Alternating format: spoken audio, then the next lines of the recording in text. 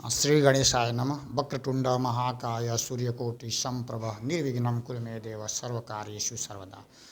आज महाशिवरात्रि का पर्व है और भगवान शिव से और माता पार्वती से विनती है कि टेट 2011 के सभी बच्चों का कल्याण हो। लंबे समय से संघर्ष कर रहे हैं और जो लड़ाई लड़ रहे हैं उनको कामयाबी मिले। ओम नमः शिवाय का हम करते हुए कुछ एक समसामयिक चीज़ आई है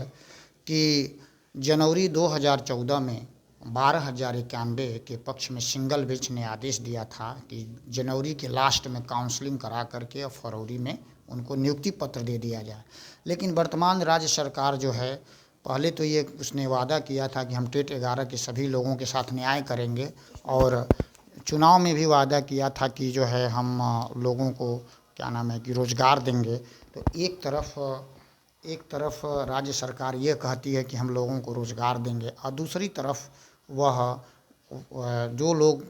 हाई कोर्ट का आदेश भी प्राप्त कर लिए हैं और 12 साल से उनके साथ जो छल हो रहा है, अगर हाई कोर्ट ने उनको आदेश दिया कि नियुक्ति प्रक्रिया को पूरी करने के लिए, तो राज्य सरकार का यहाँ चरित्र जो है और चेहरा जो है प्रकट हो गया और वह उस सिंगल बेंच के आदेश को उसने डबल बेंच में चुनौती दे दिया और वहाँ पर लगातार सुनवाई हो रही है। मित्रों, आप लोगों से यही अनुरोध है कि एकजुटता बना करके जितनी टीमें हैं वो 12,091 के इस निर्णय को जो है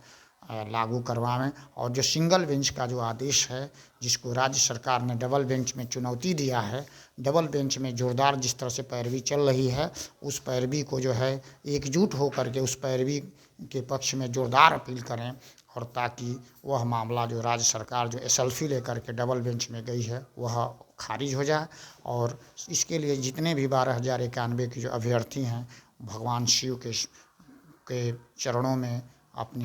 अपना अर्पण करें और अपना क्या नाम है कि विश्वास बनाए रखें ताकि जो उनके प्रारब्ध के जो कर्म हैं वो नष्ट हों। और दूसरी बात, एक मामला 90-105 का है। तो चूँकि 90-105 की क्राइटेरिया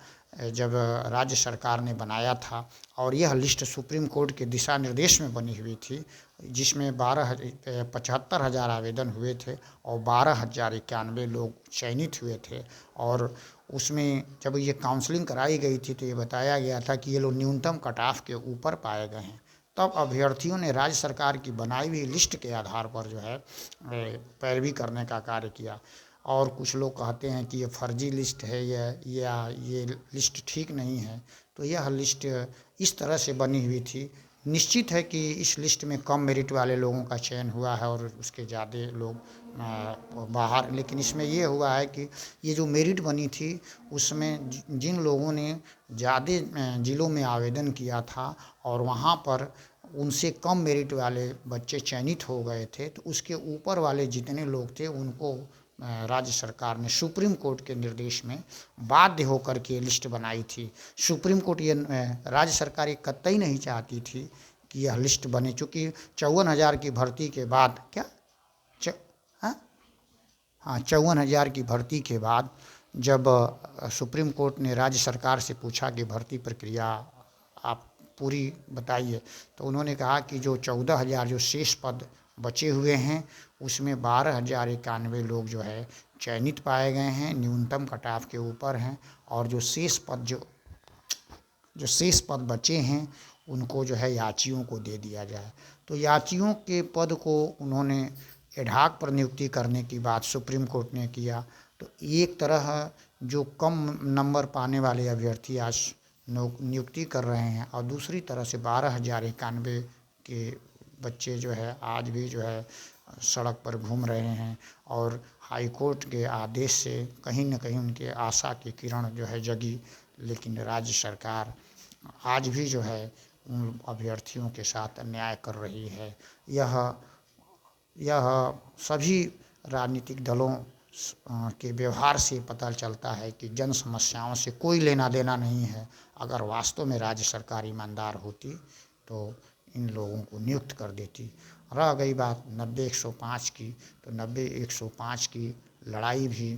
वास्तविक है, लेकिन राज्य सरकार बराबर 72,825 पद का बहाना बना करके इस भर्ती प्रक्रिया को हमेशा टालने का कार्य किया अगर मात्र 15 और 20 हज़ार पद अगर जोड़ दिए गए होते तो इस भर्ती प्रक्रिया में विवाद नहीं होता और टेट के अभ्यर्थी शिक्षा मित्रों के खिलाफ कोर्ट में नहीं गए होते। लेकिन यह राज्य सरकारों का कार्य है, कभी बीटीसी को बीएड से लड़ा दे, कभी बीएड को शिक्षा मित्र से लड़ा दे। इनकी चूँकि नीति रोजगार देने की नहीं है, बस इनकी नीति है कि 5 किलो राशन दे करके जनता का वोट वसूला जाए और अपने लिए तो इनके लिए सब कुछ है, लेकिन जनता के लिए कुछ नहीं है। दोस्तों, इन्हीं शब्दों के साथ मैं अपनी वाणी को विराम देता हूँ और यह भगवान से यही प्रार्थना करता हूँ कि टेट 2011 के सभी अभ्यर्थियों के साथ न्याय हो। जय हिंद, जय भारत।